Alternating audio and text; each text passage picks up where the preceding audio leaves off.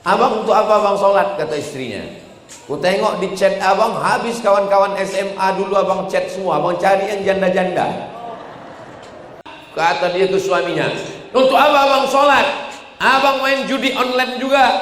Bagus abang tak usah sholat. Itu tak betul.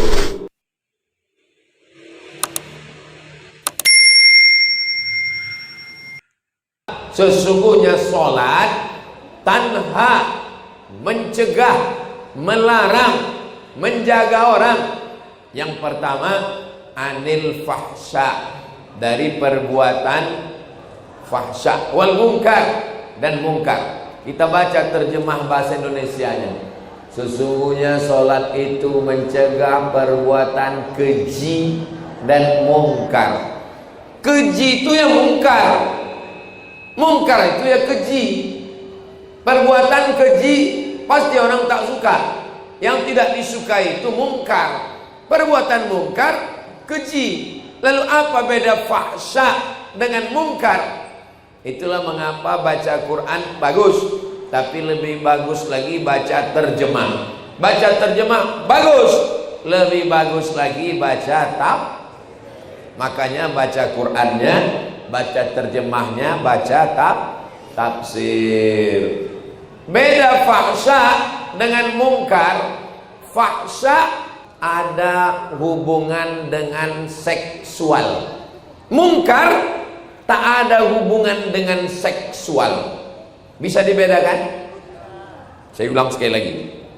Fahsya ada hubungan dengan seksual. Mungkar tak ada hubungan dengan seksual. Ada tetangga kita, orangnya rajin ke masjid, puasa Senin Kamis. Kalau kita bertamu ke rumahnya semua keluar. Dari nasi lemak, nasi uduk, nasi minyak, semua keluar. Tapi gatal. Itu masuknya kemana? Fahsya. Masuknya fahsya. Ada tetangga kita, orangnya sopan, cakapnya tak porno, matanya tak jelalatan, orangnya menjaga diri, tapi pelitnya minta ampun. Pergi kita ke rumahnya, pas sudah mau pulang kita baru dibilang, tunggulah sebentar Ustaz, teh manis sebentar lagi keluar. Padahal udah hampir 3 jam kita duduk di sini. Itu apa namanya? Itu bakhil namanya, bukan mungkar. Itu bakhil namanya, pelit. Tapi penyakit pelit itu dia hubungannya bukan seksual, dia perbuatan mungkar. Ada pembangunan masjid, dia yang nyumbang tiang, dia yang ngasih lampu, dia yang nyumbang konsisten, masih AC, masih mimbar. Tapi asal lewat anak gadis orang, sudah selesai lagi sisi kanan. Itu namanya fahsya. Jadi kalau orang sholat, maka dia selamat dari dua-duanya. Selamat dari fahsya dan mungkar. Bagaimana kalau ada orang rajin sholat ke masjid, sholat tahajud tak tinggal, sholat duha, tapi matanya tetap jelalatan dan tetap makan duit riba dan tetap pelit, berarti itu tandanya sholatnya perlu ditingkatkan lagi kualitasnya. Jangan gara-gara ini lalu berhenti. Abang untuk apa abang sholat? Kata istrinya. Ku tengok di chat abang, habis kawan-kawan SMA dulu abang chat semua, abang cari yang janda-janda. Kata dia ke suaminya, untuk apa abang sholat? Abang main judi online juga. Bagus abang tak usah sholat. Itu tak betul. Nanti suaminya jadi tak sholat. Maka ditingkatkan kualitas sholatnya. Insya Allah kalau sudah sampai tingkat sempurna, sholatnya dapat mencegah dari perbuatan keji dan mungkar. Mudah-mudahan sholat kita semua, termasuk yang ceramah ini, jangan sangka Ustadz Abdul Somad itu tidak digoda setan. Saya ini pun juga digoda setan. Sampai kapan kita berhenti digoda setan? Sampai roh keluar dari jasad. Kalau udah roh keluar dari jasad, kata setan, kau tak kugoda lagi dah. Sudah selesai. Kalau bahasa orang Medannya, game is over. Permainan sudah selesai. Selama ayat di kandung badan, selama roh bersemayam dalam jasad, setan tidak pernah berhenti. Allazi waswisu fi sudurin nas minal jinnati. Ada salah seorang anggota DPR RI, Komisi 8 bidang agama, datang ke sekolah SMK, SMP, SMA, SMU. Pelajarnya semua di tanah lapang 1000 orang. Ditanyanya pagi itu, adik-adik tolong jujur. Siap? Siap, kata orang itu 1000 orang. Yang sholat subuh tadi pagi ke masjid, angkat tangan. 1000 orang, cuman satulah yang angkat tangan sholat subuh ke masjid. Dan yang satu itu pas ditanya, kok sholat subuh ke masjid? Karena aku tidur di masjid. Ini tidak terjadi di Sumatera Utara. Tidak terjadi. Kalau di Sumatera Utara semuanya tak ke masjid. Kan. Ini tidak boleh sebut di mana daerahnya. Menjaga kode etik jurnalistik. Kenapa anak sampai tidak ke masjid?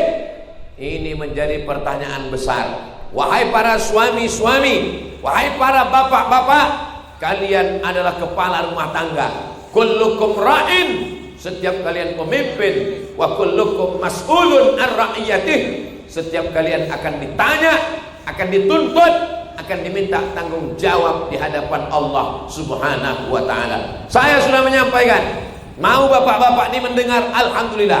Tak mau dia mendengar, aku sudah lepas tanggung jawab di hadapan Allah Subhanahu wa ta'ala. Hai bapak-bapak, hai suami-suami, kalian diminta tanggung jawab di hadapan Allah. Datanglah ibu-ibu. Ustaz Somad, ya, alhamdulillah Pak Ustaz, saya sudah sholat. Anak-anak pun sudah. Siapa yang gak sholat di rumah itu? Laki saya Pak Ustaz. Padahal yang pertama nanti ditanya adalah suami, istri berikutnya, anak nanti, kepala rumah tangga dulu. Dan di antara yang pertama ditanya adalah inna awwala ma yuhasabu bihil abdu yaumal qiyamah. Yang pertama kali dihisab, ditanya adalah sholat. Muru auladakum bis shalah, suruh anak kamu sholat. Wahum abna'u sab'an sinin, berumur 7 tahun. Wadribuhum fil asrah, pukul 10 tahun. Wafarriquhum fil madaji', pisah tempat tidur. Anak laki-laki jangan lagi satu tempat tidur sama anak perempuan. Na'udzubillah, terjadi macam-macam. Anak jangan lagi satu tempat tidur sama orang tua.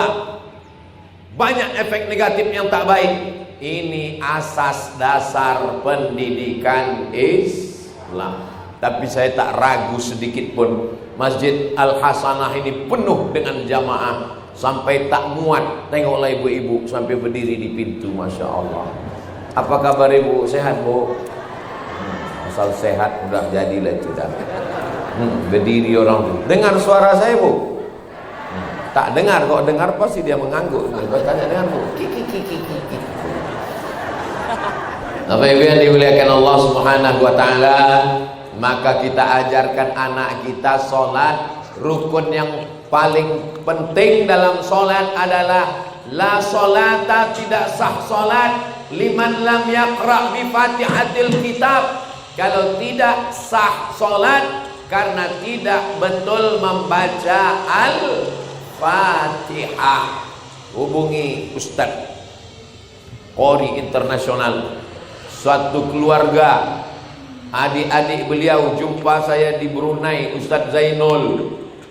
Keluarga beliau Qori, Masya Allah. Minta beliau, bapak-bapak yang belum pandai baca Quran, bilang ke Ustadz kita, Ustadz, mohon Ustadz datang ke rumah, saya mau belajar baca Quran 4 mata Pak Ustadz. Kalau bisa istri saya jangan sampai tahu, karena selama ini saya selalu nyuruh, tapi saya tak pandai baca Quran. Maka insya Allah diperbaiki bacaan Al-Fatihah. Ibu-ibu mungkin bukan profesor, mungkin bukan doktor, mungkin bukan kiai, mungkin bukan tuan guru, tapi insya Allah dapat pahala ulama. Kenapa? Mengajarkan anak baca Al-Fatihah.